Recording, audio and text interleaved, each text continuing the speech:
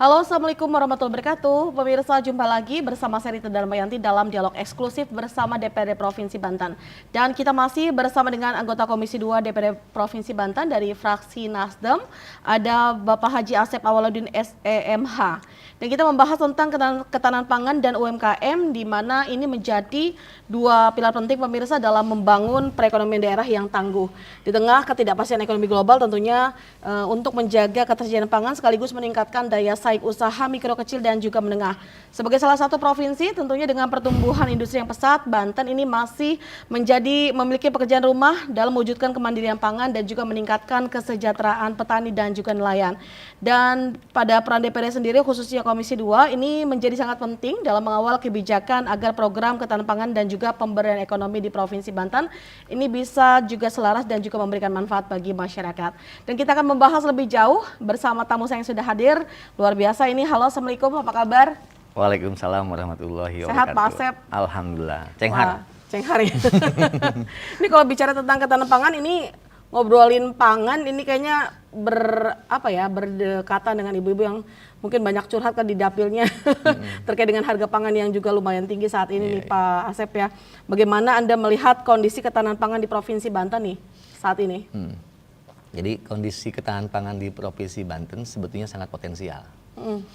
Jadi Banten ini sangat mendukung dari sektor pertanian, perikanan, dan kelautan yang luas sekali ya. Nah, perikanan itu baik ikan daratan maupun ikan lautan, gitu kan ya. Dan Banten cukup potensial besar. Namun kita masih namanya juga tidak ada yang sempurna ya. Mudah-mudahan kita bisa mengisi kesempurnaan di pemerintahan ini dengan tadi itu tantangannya itu berupa alih fungsi lahan.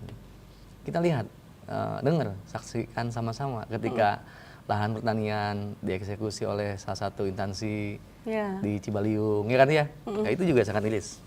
Tapi saya belum dengar Pak Antasoni untuk keberpihakannya kepada masyarakat ini. Bagaimana nih mengalihkan mereka? Itu lahan-lahan pertanian, bahkan ada tempat tinggal juga ya. Rumah mereka ya? Saya juga pernah menanyakan beliau, gimana sikap pemerintah Banten ini terhadap masyarakat petani yang di Cibaliung yang dialihfungsikan tadi. Menjadi tempat pelatihan militer lah, TNI. Itu juga sangat berpengaruh terhadap nantinya ketahanan pangan. Yang kedua, di kita iklim yang paling berpengaruh itu adalah perikanan nelayan. Saya sebagai pelaku juga di bidang industri perikanan nelayan, banyak juga kita juga menghadapi tantangan perubahan cuaca, gelombang angin, badai, gitu kan. Nah, itu juga salah satu tantangan kita. Ya, tentunya juga kan harga juga yang nggak stabil, tidak memberikan keuntungan terhadap pihak nelayan maupun petani, ya kan. Dan berbagai macam lah pasokan-pasokan yang mungkin komoditinya tidak begitu maksimal. Nah, sehingga ke depan kita harus memberikan prioritas kalau mau menciptakan ketahanan pangan. Pangan tadi, karena memang tadi ada dua unsur ya tadi dari pertanian dan juga perikanan ini memang sebenarnya potensinya luar biasa ya Kang. Luar biasa untuk selatan terutama ya, karena tadi beberapa saat yang lalu kita pernah membahas mengenai ketimpangan pembangunan dari infrastruktur akibat utara dan selatan. Sekarang kebalik sebetulnya. Kalau dari sisi pertanian peternakan mereka lebih banyak selatan. Lebih banyak selatan ya. Nah, tapi kenapa penciptaan lapangan kerjanya nggak terasa, nggak kelihatan? Sebetulnya banyak potensi untuk menciptakan lapangan kerja kalau dibuat sistematis, gitu kan di pemerintahan. Jadi perlu intervensi pemerintahan dalam mewujudkan penciptaan lapangan kerja di dunia industri perikanan, pertanian, dan berhubungan dengan kebutuhan pangan. Masih dari sekitar ketahanan pangan, khususnya perikanan, pertanian yang memang masih menjadi daya tarik yang dimiliki oleh selatan tadi. Intervensi apa yang mungkin menurut Kang Asep perlu dievaluasi dari sisi pemerintah? Kalau saya merasakan sekali ya dalam hal pertanian ya, intervensi yang harus dilakukan oleh pemerintah Banten dalam hal bagaimana memastikan ketahanan pangan itu stabil. Dan seimbang, gitu. Tentunya apa? Tentunya di dinas bidang pertanian maupun di pemerintahan di Banten bersama-sama dengan kami Dewan hasil daripada sebuah kegiatan reses maupun kegiatan dapil, kita merasakan bagaimana petani di Banten masih berteriak tentang mahalnya pupuk. Pupuk, lagi pupuk. Susahnya pupuk subsidi. Sebenarnya apa sih yang menjadi kendala, Kang? Kenapa pupuk itu masih selalu menjadi permasalahan klasik gitu kan bagi para petani? Bicara ketahanan pangan itu kan nggak terlepas dari bagaimana proses produksi pangan. Iya. Pupuk itu bagian dari bagaimana Produksi memproduksi, tadi. ya Betul. kan, sehingga nanti hasil panennya bagus. Nah, pupuk ini saya pernah menyampaikan di beberapa diskusi dialog ya, bahwa ada beberapa permasalahan di Banten. Pupuk itu bukan nggak ada, tapi aksesnya sulit untuk dijangkau. Ada pupuk subsidi, ada pupuk non subsidi. Iya. Bahkan masyarakat saya menyampaikan pupuk non subsidi juga kita perlu dibeli Kang kalau ada. Tapi tidak ada. Tapi susah. Susah. Jangankan pupuk subsidi, ada yang sebagian kayak gitu. Ada yang sebagian ini, Pak, kita ini pupuk subsidi itu sebetulnya ada bisa. Cuman karena jangkauannya, transportnya, akomodasinya tinggi, ya sehingga pemerintah ini nggak bisa dong menyamaratakan antara daerah yang terjangkau dengan jalan-jalan akses mudah, murah, dekat kan, dengan yang jauh-jauh. Sehingga tadi itu salah satu intervensi pemerintah ini, mudah-mudahan Pak Gubernur nih ya, membicarakan yang serius di Dinas Pertanian. Karena zaman dulu Pak Kadis Pertanian itu Pak Agus ya. Iya, Pak Agus Tauhid. Pak Awe, banyak kok kita 2 kali lipat melimpah pupuk itu. Bahkan hanya 60% penyerapannya. 40%-nya kita nggak serap. Kenapa alasan itu? Karena yang pertama kurang sosialisasi ke bawah. Yang kedua itu kurang distribusi. Sosialisasi dan distribusi. Gitu. Yang ketiga itu kurang intervensi. Gitu kan ya? Iya. Betul nggak? Iya. Ya, sehingga tadi itu betul yang saya kenapa? Kapan harus intervensi? Betul nggak? Ya, berarti gini teh, pupuk itu banyak, melimpah katanya. Berarti kurang sosialisasi, karena masyarakat tidak semua petani ya mereka ngerti tentang birokrasi, ya bagaimana mendapatkan pupuk. Makanya saya wajibkan ke desa-desa yang saya kunjungi itu. Iya. Kemajuan suatu desa, ya petaninya itu ditentukan oleh Jaro itu, kepala desa nih. Karena kepala desa aktif mengumpulkan kelompok tani. Kenapa? Tidak semua masyarakat petani yang tergabung menjadi kelompok tani. Kelompok tani tadi.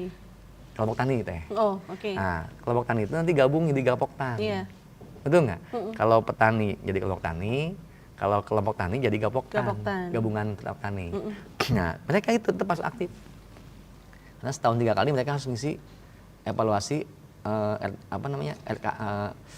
rencana kerja untuk petani. Tani tadi. RDKK. Gitu kan?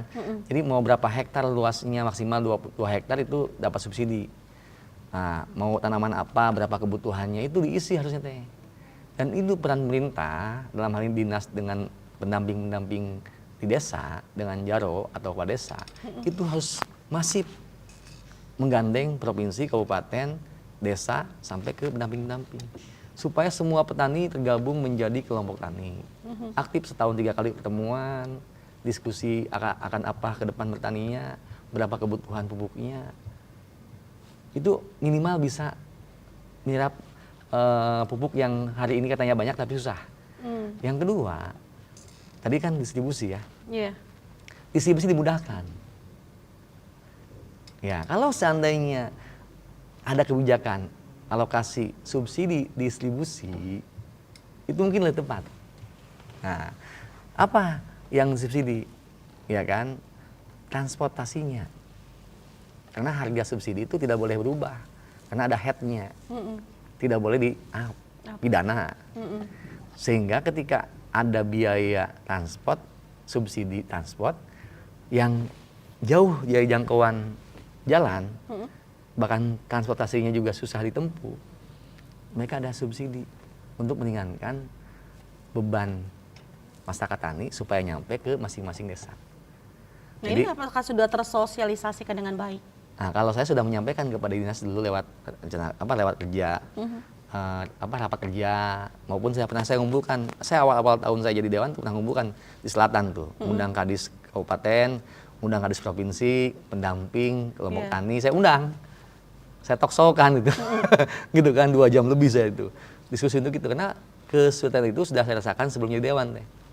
Ya, jadi petani itu tidak cukup hanya disosialisasikan aja, tidak cukup hanya sampai menjadikan kelompok tani, tapi harus aktif mengisi RDKK. RDKK tadi. Nah, harus aktif mereka itu menebus atau membeli pupuk. Kalau seandainya mereka nggak aktif membeli pupuk, nggak nyampe, alasannya biaya transport dan lain-lain, sehingga pupuknya itu nggak terdistribusi. Tidak terserap, makanya tadi masih Betul. ada banyak ya. Ya kan, perlu kan, terus udah gitu kan, perlu aja intervensi. Intervensinya apa? Ya ini kalau seandainya wilayah bayahnya kan ada bayah kota, bayahnya wilayah kota jalan raya lah, ada wilayah bayah yang ujung sekali. Ya kan, ini yang perlu dengar oleh pemerintah itu yang mungkin belum pernah ke sana. Saya waktu kampanye keliling terus ke sana, itu prihatin sekali teh. Kalau melihat jalan-jalan yang butut, jelek. Mohon maaf nih para masyarakat di Banten, saya bukan tugasnya membuat jalan, saya hanya mengusulkan. Betul nggak? Saya hanya mengusulkan, tidak henti-hentinya saya mendorong, apalagi saya bukan komisi pembangunan ya. Nah, tapi saya tidak henti-hentinya mendorong, ya kan, baik itu melalui sosial media, baik langsung rapat-rapat, ya kan, kayak gini-gini kan ya. Ya kadang kan nggak semua masyarakat kan ngerti. Buat apa ada dewan tapi jalan bututnya? Nah, tugas saya bukan membuat jalan. Yang membuat jalan itu adalah eksekutif. Saya yang mendorong, ya kan. Bila perlu kita itu mengusulkan dengan keras bagaimana pembangunan jalan itu diwujudkan di sana. Tapi kembali lagi kepada alokasi anggaran juga. Sehingga kan ya mau nggak mau kan kita punya sisi saya di pihak dewan sebagai visi pengawasan dan alokasi anggarannya, pemerintah kan di pihak eksekusinya. Gitu kan. Tentunya kan harus sama-sama kita energi. Jadi bukan ngeles saya, jalan butut ya Pak Jasepnya, jadi dewan kok jalan butut aja. Mengusulkan sih iya, tapi yang membangun, apalagi saya bukan kontraktor yang ada di sana. Tugas saya adalah penyambung lidah masyarakat, aspirasi masyarakat, saya perjuangkan, usulkan untuk dibangun atau dibantu. Dan lagi-lagi eksekutornya pemerintah ya. Pemerintah hari ini saya dengan tegas ya menyampaikan kepada pemerintah bahwa ada intervensi. Kenapa? Untuk mencapai program pemerintah subsidi pupuk ini supaya merata maksimal, perlu intervensi dalam hal pengalokasian anggaran subsidi. Jadi yang jauh-jauh itu, di Ciara itu jauh sekali, yang ujung-ujungnya. Karena pertanian itu pusatnya bukan di pinggir jalan, di ya kampung-kampung. Yang jalannya juga ya tadi dengar kan, kalau udah masuk ke Lebak, ke Pandeglang katanya kan, jalannya udah naik turun kan. Tadi tidur langsung bangun tuh ya. Udah gitu kan ya, kurang lebih gitu ya. Gitu. Entah kapan kita akan mengalami kemerdekaan yang seutuhnya. Gitu. Baik, kalau berbicara tentang tadi kan ketahanan pangan, kalau misalnya kita tahu juga saat ini kan kenaikan harga pangan juga masih menjadi persoalan juga nih Kang.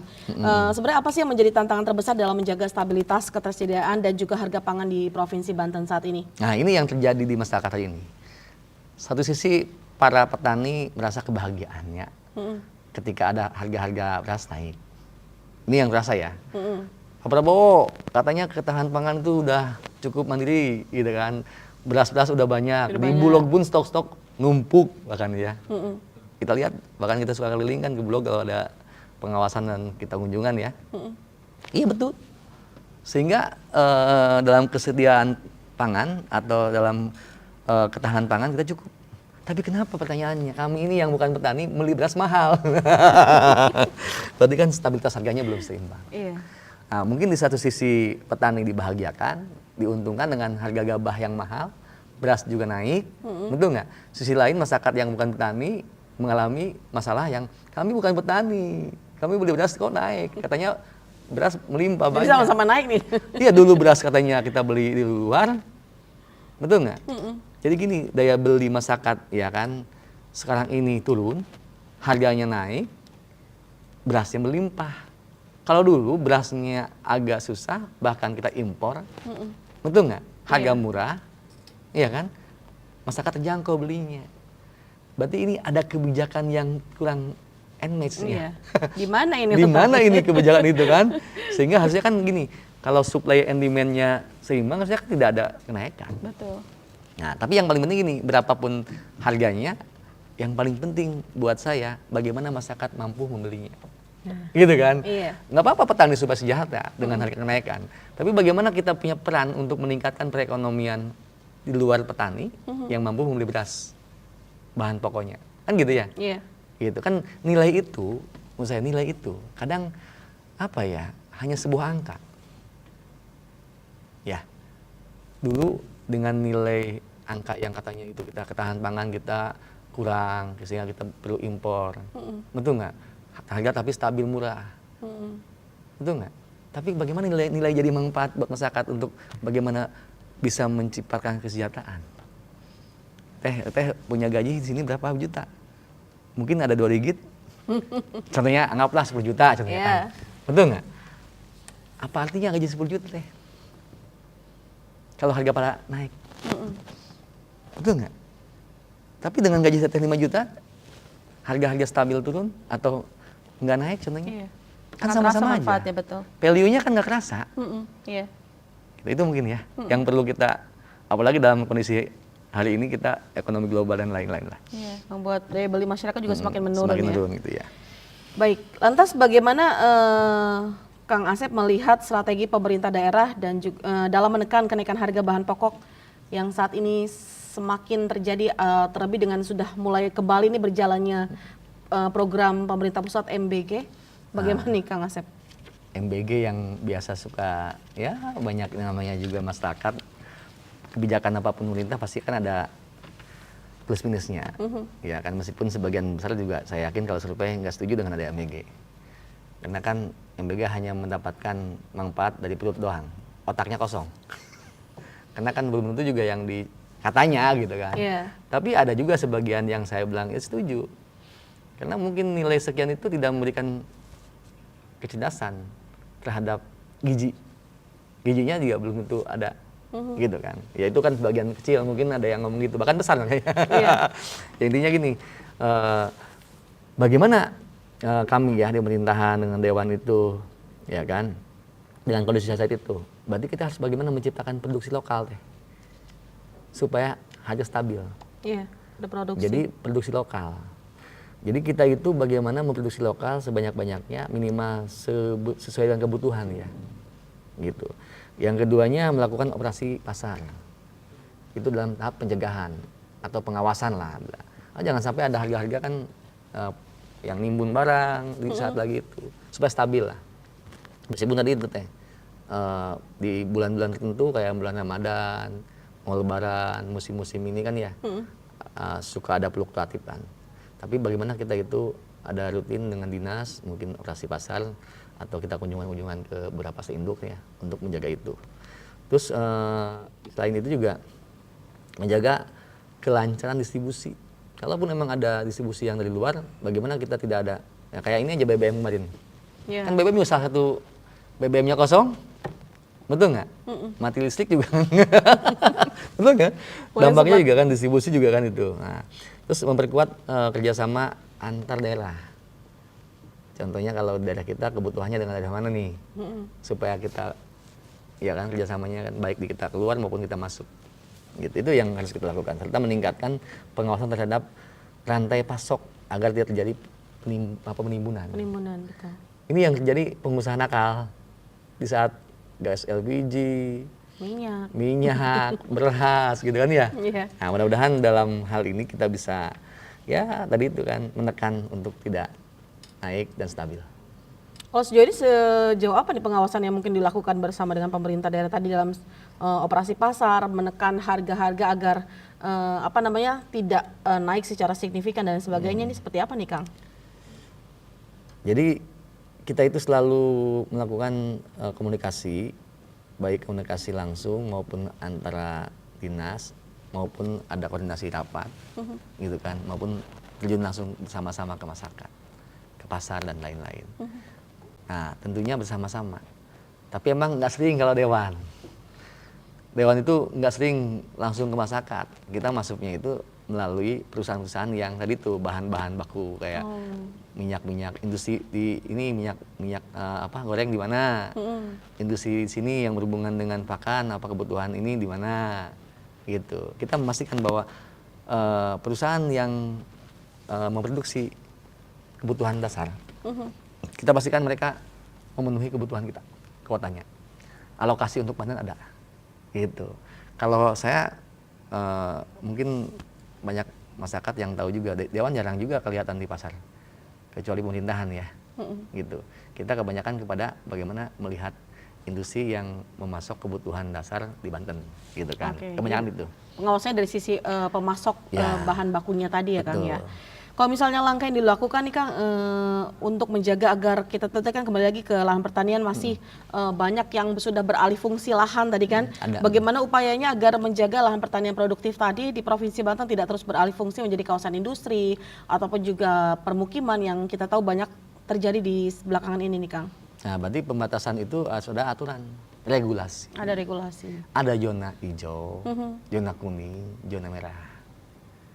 Ya kan, wilayah-wilayah apa yang perlu dibangun industrialisasi.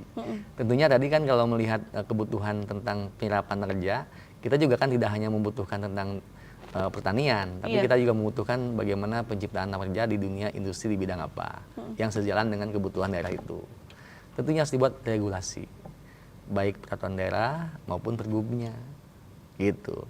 Tentunya itu harus dibuat jangka panjang, teh. Gitu. Itu dalam hal Dewan itu yang mengusulkan atau mendorong untuk bagaimana Banten ke depan selama 30 tahun ke depan, 20 tahun ke depan, yang membuat regulasi-regulasi supaya nanti ke depan tidak boleh dibangun perumahan, tidak boleh dibangun industri juga harus ramah lingkungan, betul. harus ramah dengan kebutuhan masyarakat di sana, gitu teh. Payung hukumnya adalah aturan. Aturan tadi. Ada perda yang memang mengatur ya. Betul. Kang Asep ini memang kan latar belakangnya juga dari nelayan kalau tidak salah ya. Saya basicnya keturunan nelayan, tulen. Ibu juga turunan petani. Nelayan ya. Oh jadi perpaduan petani dan nelayan malah ya. Kaum marginal kalau saya. Nah sedangkan kita tahu juga dua profesi tadi kan menentukan dari sisi ketahanan pangan di Provinsi Banten. Kalau dari sisi kesejahteraannya sampai dengan saat ini bagaimana Kang Asep melihatnya? Apakah sudah cukup sejahtera dari sisi petani ataupun juga nelayan yang ada di Banten? Yang secara notabene mereka memang memiliki peran besar gitu kan untuk ketahanan pangan sendiri. Nah, saya selalu bilang miris nih, saya di komisi di bidang perekonomian, salah satunya membidangi bidang pertanian, perikanan, nelayan, dan bidang-bidang yang berhubungan dengan perut. Betul nggak, kesejahteraan masyarakat? Betul. Nah, tapi dalam segi alokasi anggaran kita itu paling kecil mungkin ya, kalau dilihat dari alokasi di komisi lain. Gitu, makanya keberpihakan terhadap alokasi anggaran juga penting dipikirkan. Tentunya untuk apa? Untuk meningkatkan anggaran terhadap pupuk, benih, bibit, ya kan, alat pertaniannya, ya kan, dalam hal apa? Dalam membantu itu, bantuan permodalan kalau ada, asuransi untuk nelayan, asuransi untuk petani, nelayan juga perlu asuransi itu, asuransi nanti kecelakaan. Sejauh ini sudah ada belum sih? Sudah ada. Sudah ada ya untuk asuransi zaman mereka dulu ya? Kan, zaman menterinya Susi kan dulu, ya bener nggak? Alhamdulillah pada saat itu, waktu itu kita dorong supaya mencontoh itu. Nah ada per tahun sekian lah. Nah, alokasi untuk petani juga harus ada teh. Nah, contohnya gini, kalau petani 1 hektar panen sekian, kalau gagal panen itu mereka itu akan diganti oleh asuransi. Harus ada itu, dan itu belum maksimal tuh kayaknya. Banyak juga sih itu. Oh sudah ada tapi memang belum maksimal. Kalau nggak salah anggaran tahun ini ada nggak ya? Nggak ada kalau saya lihat tuh. Nah dulu pernah ada. Jadi gini, petani itu harus memiliki kepastian dia panen hasil iya, itu betul. Hasil itu berisiko teh, hasilnya itu bisa hasilnya maksimal, bisa gagal panen. Iya. Betul. Dan itu kan dipengaruhi oleh cuaca tadi kan, cuaca. tidak bisa diprediksi. Cuaca itu juga kan kadang-kadang ekstrim di kita, banyak gini hama apaan ya. Betul. Jadi gini, ketika gagal panen, bagaimana pemerintah ini mengganti alokasi panennya, ya kan, berupa asuransi, gitu. Contohnya 1 hektar berapa rupiah diasuransikan, ketika panen ya udah nggak ada hal-hal yang perlu diganti. Kalau sudah ada itu sudah diberlakukan, kayaknya maksudnya tidak ada lagi petani-petani yang misalnya gagal panen kemudian harus mengalami kerugian gitu kan? Ya, betul ya situ. Kalau seandainya petani yang kebanjiran, gagal panen, hama dan lain-lain, kalau udah dilakukan itu, tentunya petani-petani yang mana? Petani yang kelompok ekonomi rendah. Iya, betul. Gitu. Makanya ini yang kembali lagi ke data. Punya enggak sih pemerintah di Banten ini datanya? Database petani. Saya tanya ke Dinas Pertanian, ada berapa kelompok tani di Banten? Ada sekian. Berapa jumlah kelompok tani dengan orang yang belum masuk kelompok tani? Nggak tahu. Kan gini, kalau kita ngomongin tentang ini, KTP banyak yang bohong tuh. Banyak yang asal bikin. Profesinya ternyata sebagai anggaplah pegawai, karyawan, karyawati ya, di suatu perusahaan. Kan ada ininya, ada di KTP itu ada akan muncul. Iya. Betul nggak? Pekerjaan kan? Tapi teteh sebagai apa? Petani katanya. Padahal bukan petani kan? Nah, maksudnya perlu juga diupdate lagi tuh. Iya. Di data pengkinian. Di pengkinian data tadi. Ya kan? Harusnya setiap orang nama ya. Kalau di KTP-nya udah salah, kalau mengacu KTP salah. Tapi bagaimana pendamping, pengawas, pembina, ya kan, di tiap desa-desa semuanya kan melakukan pengkinian data. Petani di Banten ini belum sepenuhnya, ya kan, betul database-nya. Berapa petani yang ada di Banten? Katanya masyarakat Banten kebanyakan mayoritas petani, termasuk nelayan. Berapa nelayan yang ada di Banten? Ngaco database-nya. Ngaco. Saya bisa menyampaikan gitu apa? Tunjukin sama saya, betul nggak itu? Ayo kita survei. Ada berapa? Di mana saja itu petaninya? Nah, setelah mengetahui petaninya ada berapa petani yang sudah masuk kelompok tani? Berapa yang belum? Desa mana yang belum? Kasih saja surat tugas untuk segera mungkin menjadikan kelompok tani. Supaya nanti bantuan-bantuan apapun bisa masuk kalau udah jadi kelompok tani. Iya. Gitu sasaran juga. Sasaran ya. juga. Masuk bantu. Yang lain desil aja desil. Iya. Orang miskin kemarin saya tiap hari di WA telepon. Makanya sedang itu, tolong masyarakat Banten yang tidak punya kemampuan berobat, yang kata orang desilnya sejahtera tapi miskin, bisa lapor sama saya. Kemarin juga ada orang Serang nih ya, yang berobat operasi kan puluhan juta teh. Biasanya udah mati, desilnya udah nggak, udah nonaktif. Ya kan, nonaktif kan dengan desilnya. Saya bilang udah kamu masuk aja. Kalau seandainya ragu dan tidak percaya, suruh mereka verifikasi. Betul nggak? Iya. Yang penting ada catatan dari desa. Jadi ini permasalahan database yang banyak Lagi-lagi. ngaconya, gitu, betul nggak? Petani, nelayan, kemiskinan, ya kan? Itu menyangkut apa? Menyangkut nanti bagaimana polusi kebijakan. Dan itu semua dimulai dari database tadi yang masih belum akurat. Gitu. Ini udah 2 tahun Pak Antasoni kita sama-sama ya dilantik, mudah-mudahan nih kita tahun depan nih bagaimana memaksimalkan database yang sesuai kebutuhan. Oke, Gitu. kembali lagi Kang Asep, apakah Banten saat ini memiliki komoditas unggulan yang dapat menjadi penopang ketahanan pangan juga sekaligus ekspor? Apa nih Kang? Komunitas ketahanan pangan. Komoditas unggulan. Nah, kalau di Banten itu jelas. Yang pertama itu unggulannya padi. Padi itu ada di Kemarin Lebak, jadi bumbu Paneglang. nasional itu ya? Wilayah selatan itu, Wonosalam, di Lebak gitu ya, Malimping gitu kan. Itu paling banyak tuh. Nah, itu unggulan-unggulan kan masing-masing itu punya postur tanah ya kan yang cocoknya di bidang pertanian apa saja. Gitu. Nah, itu juga harus ini kan tuh diteliti kembali kita sama-sama. Bila perlu kita melibatkan ahli supaya kita punya basis.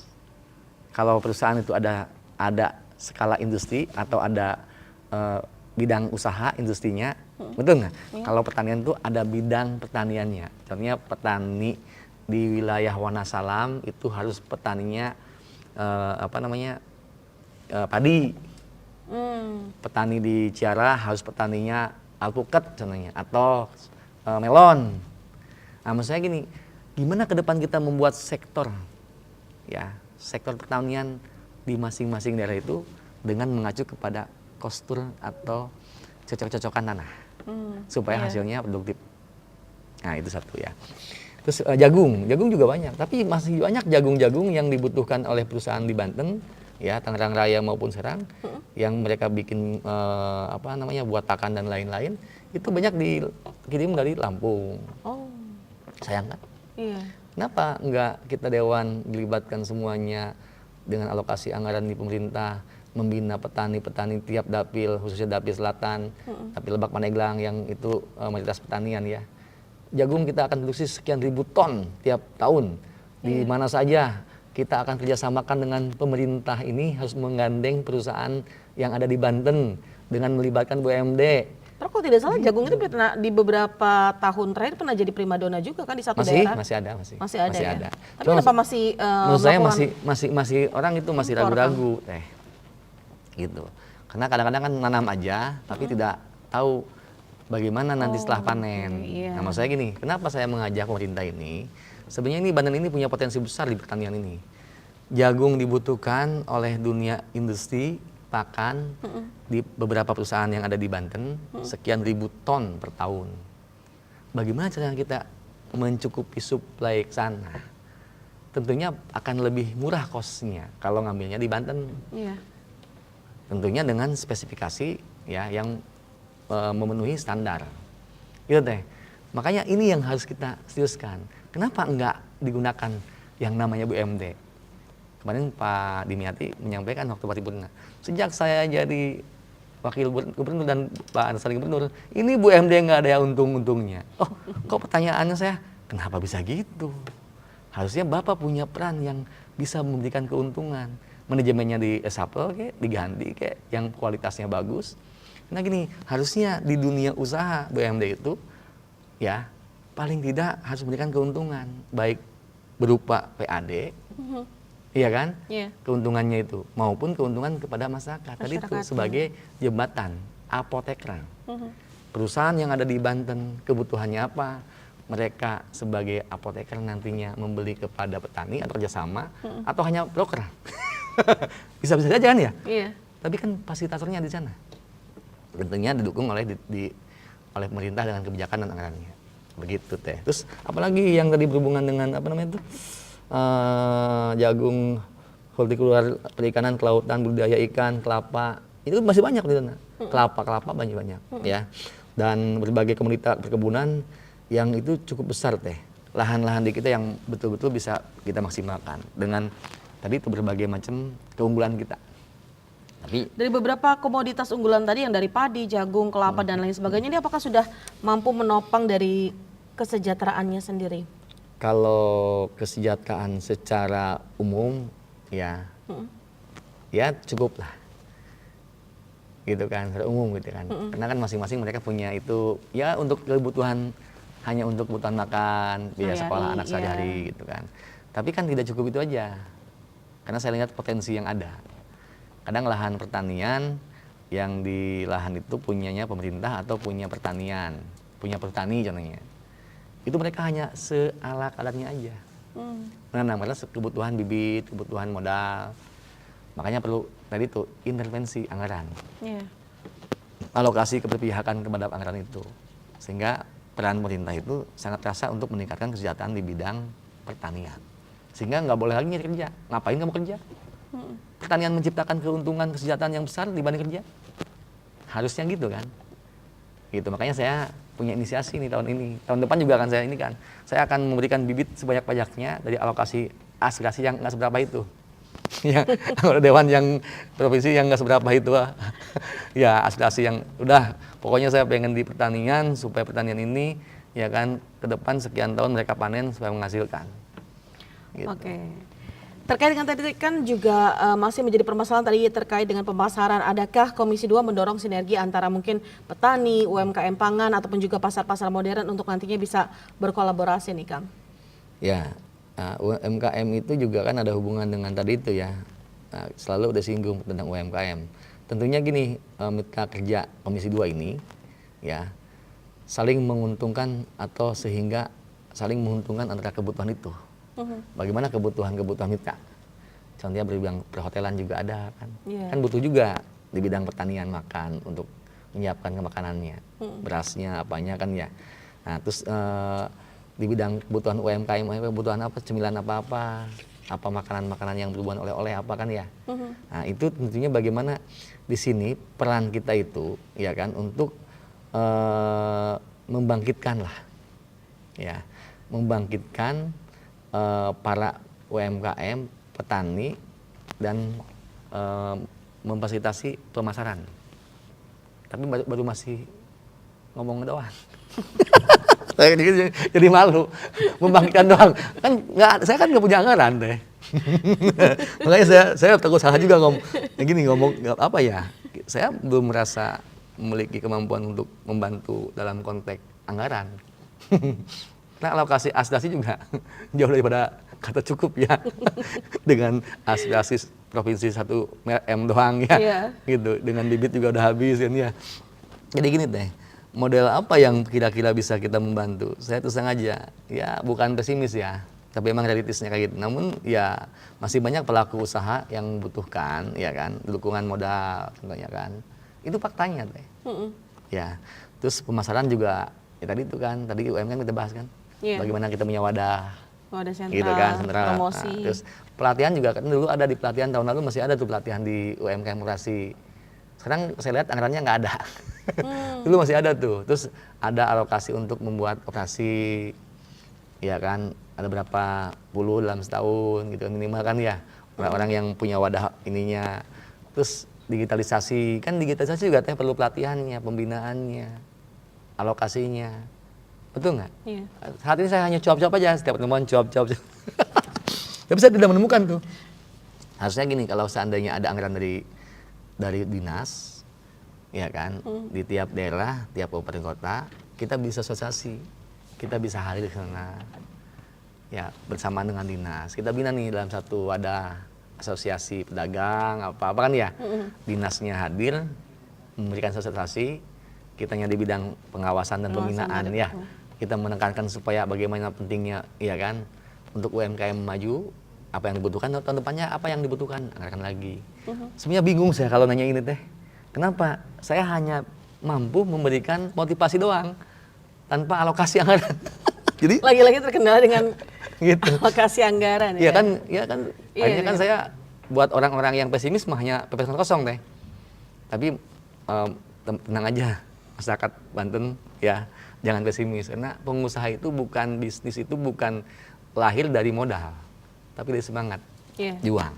Dan semangat itu harus tetap ada, tetap harus berkobar ya. Insya Allah, gitu kan, pasti Banten akan ada jalannya. Karena banyak sekali orang yang punya modal besar, bermodal, ya kan, tidak sukses. Tapi orang yang semangatnya juangnya tinggi, dia punya berbagai cara untuk sukses. Ya mudah-mudahan itulah doa kita. Kang Asep, ini lagi-lagi kita terbentur dengan waktu. Kalau tadi terbenturnya sama anggaran kan, kali ini kita terbenturnya sama waktu. Masih banyak ya? Masih banyak padahal yang harus kita sampaikan, tapi lagi-lagi terbentur waktu.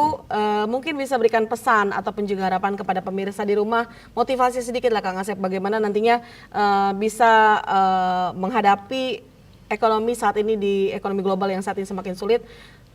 Bagaimana ketahanan pangan di Provinsi Banten bisa lebih meningkat? Silakan. Ya, terima kasih Teh. Saya sebagai wakil rakyat, ya, sebagai penyambung lidah masyarakat, sudah menyampaikan sebanyak-banyaknya, ya kan, dalam hal konteks aspirasi masyarakat ya, baik di pertemuan formal maupun non formal, reses maupun sosialisasi, ya kan. Tentunya kita juga harus sadar ketika kita menemukan sesuatu yang mungkin tidak sesuai dengan idealnya yang kita butuhkan. Tentunya mohon maaf sekali lagi karena berhubungan dengan Banten memiliki alokasi anggaran yang mungkin tidak cukup ya memberikan kebahagiaan yang luas terhadap masyarakat di Banten. Tapi tetap kita harus optimis.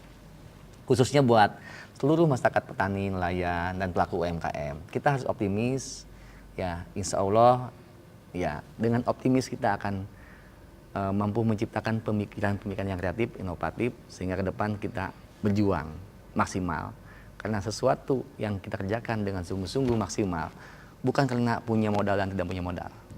Jangan sekali-kali ngomong, Pak Haji, Pak Dewan, saya ini UMKM, saya ini pelaku UMKM kecil, butuh fasilitas, butuh modal, gitu kan. Tapi dia diam aja, tanpa berikhtiar yang lain-lain. Ya, saya juga pernah mengalami suatu kondisi di mana sebagai pengusaha butuh modal. Ya, tapi ternyata di saat kita kondisi situasinya lagi terpuruk, lagi kondisi situasinya tidak memiliki modal, itu kreativitas. Kalau kita didiemin aja itu nggak akan jadi. Tapi kita dibuat pemikiran-pemikiran positif, Iya. kreativitas itu akan tumbuh. Afirmasi Insya Allah. positif. Insya Allah nanti akan ada jalan. Iya. Selalu optimis Selalu buat optimis, betul. masyarakat petani, nelayan, dan pelaku UMKM. Doa saya buat semua masyarakat Banten, mudah-mudahan kita selalu ya dalam optimis ini berikan kebaikan dan keberuntungan. Amin. Amin. Terima kasih banyak Kang Asep, tetap semangat yang pasti Mah ya, optimis optimis. terus mendukung teman-teman di petani dan juga peran lain-lain yang ada di Provinsi Banten. Mudah-mudahan juga ikhtiarnya bisa lebih maksimal lagi nih ya, diberikan jalan oleh Allah Subhanahu wa taala. Amin. Dan pemirsa, tidak terasa 40 menit kebersamaan kita dalam dialog eksklusif bersama Haji Asep Awaludin selaku anggota Komisi 2 DPRD Provinsi Banten. Dan akhir kata, saya Rita Damayanti dan juga seluruh kru yang bertugas untuk pamit dari hadapan Anda, sampai jumpa. Wassalamualaikum warahmatullahi wabarakatuh. Waalaikumsalam warahmatullahi wabarakatuh.